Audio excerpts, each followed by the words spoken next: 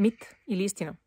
Получавам парите си като физическо лице в сметка в Револют и в някаква друга чужда или българска, но не обявявам дохода си, защото в крайна сметка аз съм много мъничък и парите, които получавам са смешни, няма кой да ме провери. Мит.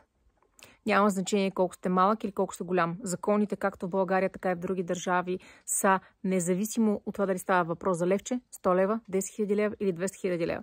След като вие получавате приход, сте длъжни под една или друга форма да го обявите, да си платите нужните осигуровки и данъци, след като сте граждани на която и да било държава.